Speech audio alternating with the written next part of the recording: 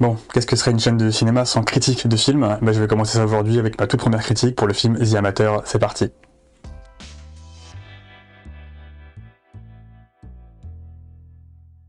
The Amateur est un film réalisé par James Hawes qui est sorti chez nous le 9 avril 2025. C'est avec Rami Malek, Laurence Fishburne, Rachel Brosnahan et John Bernthal notamment, dont je vous parlerai un petit peu après.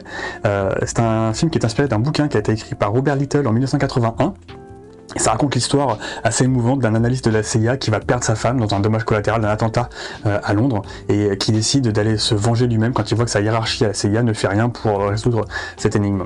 Donc on part sur un film d'espionnage assez classique, avec un personnage qui va subir une tragédie et qui va traverser la planète entière pour assouvir sa vengeance. J'ai trouvé le film sympa. C'est pas non plus le film d'espionnage de l'année, clairement. Il y a de très bonnes idées, il y a de très belles choses qui sont montrées, mais une exécution qui, sur la fin, moi je trouve, peine beaucoup. Rami Malek est inégal. J'ai trouvé la première partie du film assez bonne en fait. J'ai trouvé vraiment qu'il était très touchant. J'ai trouvé que sa dépiction du deuil était assez forte et on y croit. On croit vraiment que ce personnage a perdu sa femme.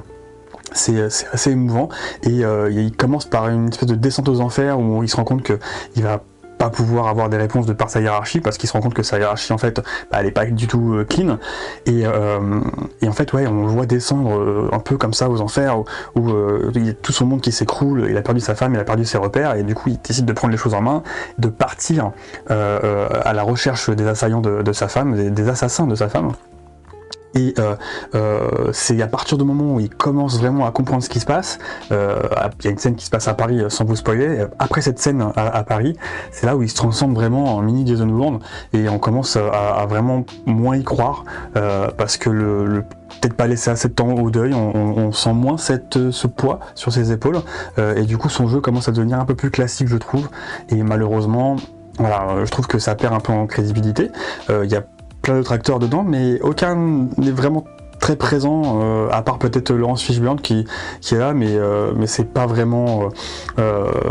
il est pas là tout le temps, comme la bande-annonce le laisse penser.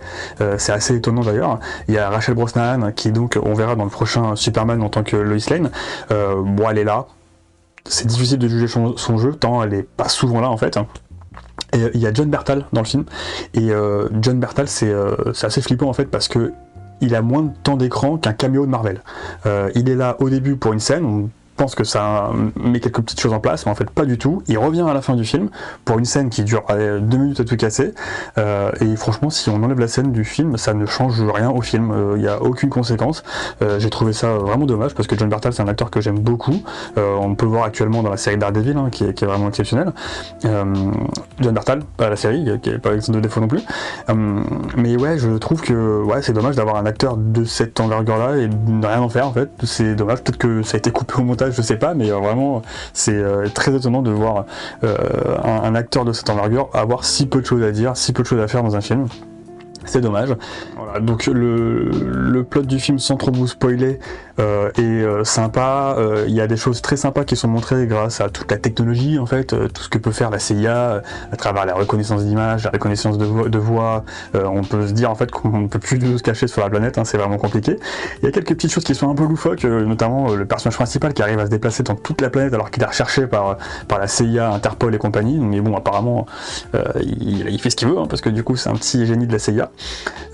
Mais ouais, donc c'est pas archi crédible, mais ça gêne pas non plus le récit pour le coup, au contraire ça le fait plutôt bien avancer. Il y a des plans assez sympas, des scènes d'action que j'ai trouvé plutôt crédibles en fait, et il y a un truc que j'ai adoré dans le film, c'est que les gens qui parlent français sont vraiment français, les gens qui parlent turc sont vraiment turcs, les gens qui parlent espagnol sont vraiment espagnols, et on n'a pas des accents bizarres comme on a l'habitude de voir dans certains films, donc ça c'était hyper bien respecté, c'est cool. Les quelques villes qui sont montrées, parce qu'ils voyagent beaucoup, ça fait crédible, on a vraiment l'impression d'y être à chaque fois. Bon, je pense qu'ils ont vraiment tourné à Paris notamment, mais il y a 2-3 villes où ils ont tourné, on y croit vraiment, c'est crédible. Voilà, j'ai pas aimé la fin par contre, je trouve que ça dénote par rapport à toute la direction que prend le personnage. Il se met à faire des choses, d'un coup en fait à la fin il se dit en fait je vais pas continuer à faire ce que je fais et je vais revenir dans un truc un peu plus normal et légal on va dire. Mais du coup je trouve que ouais, tout le chemin que prenait un peu le personnage pendant tout le film, en fait n'existe plus à la fin. C'est dommage. Et j'aurais aimé qu'il aille au bout des choses et qu'après il vive avec et que du coup, mais bon, c'est pas le cas. Tout se termine comme un film hollywoodien, donc je vais pas vous spoiler encore une fois, mais voilà, j'ai pas beaucoup aimé la fin. C'est un film qui rappelle beaucoup Mr. Robot, forcément, avec quelqu'un qui est très doué en informatique et qui arrive à faire ce qu'il veut un peu avec les ordinateurs. Cela dit, voilà, il y a une petite notion de Jason Bourne en plus par-dessus, qui est sympa, et ça fait un petit mix un peu sympa, original, mais pas fou.